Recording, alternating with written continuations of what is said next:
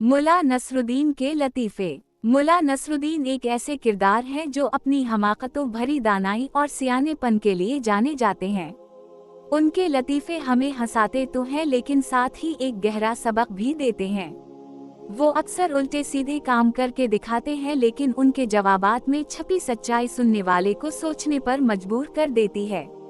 एक बार बादशाह ने मुला नसरुद्दीन को अदालत में बुलाया और पूछा, मुला बताओ मेरे घोड़े के बाल कितने हैं। मुला ने फौरन जवाब दिया, ए बादशाह सलामत, आपके घोड़े के बाल इतने हैं जितने मेरे दाढ़ी के बाल।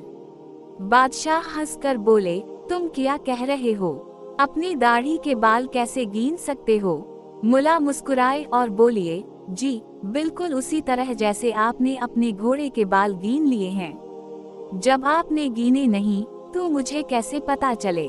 मुला नसरुद्दीन ने एक दिन अपने गधे की पीठ पर बहुत सारी किताबें लाद कर बाजार से घर की तरफ जाना शुरू किया। रास्ते में एक शख्स ने मुला से पूछा, मुला साहब ये किताबें किसके लिए हैं।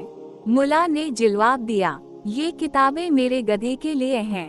शख्स हैरान हो गया और बोला, गधा किताबें कैसे पढ़ेगा।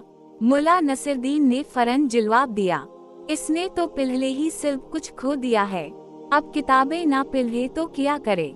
मुला नसरुद्दीन एक दफा अपने दोस्तों के साथ दरिया के किनारे बैठे थे कि अचानक उनका कीमती चांदी का चमचा पानी में गिर गया। दोस्तों ने कहा, मुला जल्दी से अंदर जाओ और उसे ढूंढो। लेकिन मुला ने कुछ देर सोचने के बाद पूछा, चांद का उजाला किस तरफ है। एक दोस्त ने हैरान होकर कहा, मुला आपको चमचा ढूंढना है, चांद नहीं। मुला ने ठंडे दिल से जवाब दिया, बेवकूफ, चांद की रोशनी ही तो मुझे चमचा दिखा सकती है।